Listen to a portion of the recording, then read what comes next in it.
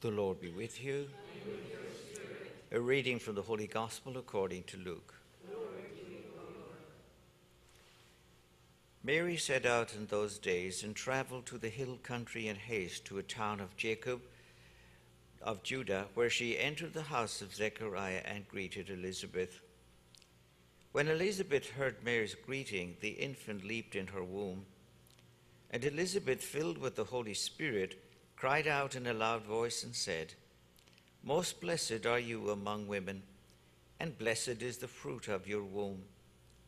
And how does this happen to me, that the mother of my Lord should come to me? For at the moment the sound of your greeting reached my ears, the infant in my womb leaped for joy. Blessed are you who believed that what was spoken to you by the Lord would be fulfilled." The Gospel of the Lord. Praise to you, Lord Jesus Christ. Well, I don't know how I should preach this gospel today, because you all heard it yesterday and you all had long sermons on it. So why should I repeat it? But I was just thinking this morning, trying to visualize what it must have been like for Mary. After all, she was probably 14 years of age. She had never been through this experience before. Nobody ever had, and it will never happen again. So as some kid 14 years old, I would think she would have a lot of questions and a lot of worry. And therefore she needed to talk to somebody. Now, she wasn't going to talk to one of the neighbors, because we know what would happen if she talked to one of the neighbors. You know, all the gossip mongers would be all out in town. "Oh, did you hear about Mary? She's pregnant. Oh my God, what happened?" And so, of course, the best person to do was to talk to her cousin Elizabeth, who was much older and would understand what the situation was. And I am sure that was part of her motivation, to seek out her cousin, who lived 100 miles away, and therefore there was security and there was privacy, which was very important.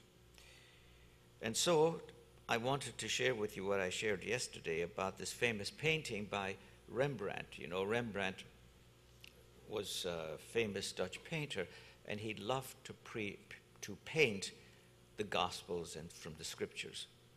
And his most famous one, of course, is the Prodigal Son, and that's in St. Petersburg. A famous man was born there. You know who that was? Mr. Putin.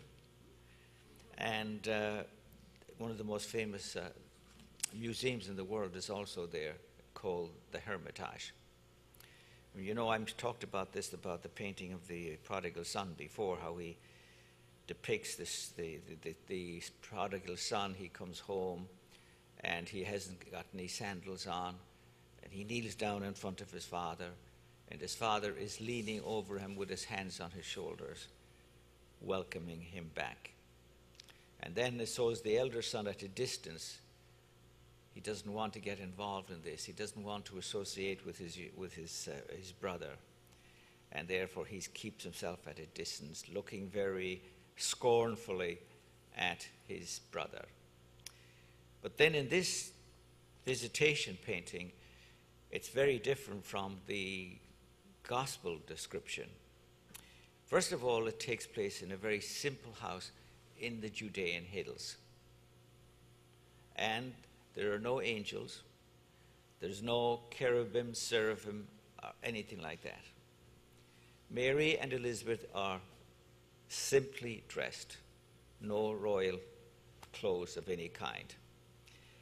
There's a dog running around, and then there's a mule at the back of Joseph, suggesting, of course, that they came by mule, which was the only transport, of course, at that time.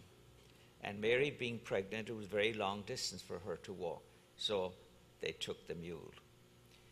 But then there's a light shining down on both of the women.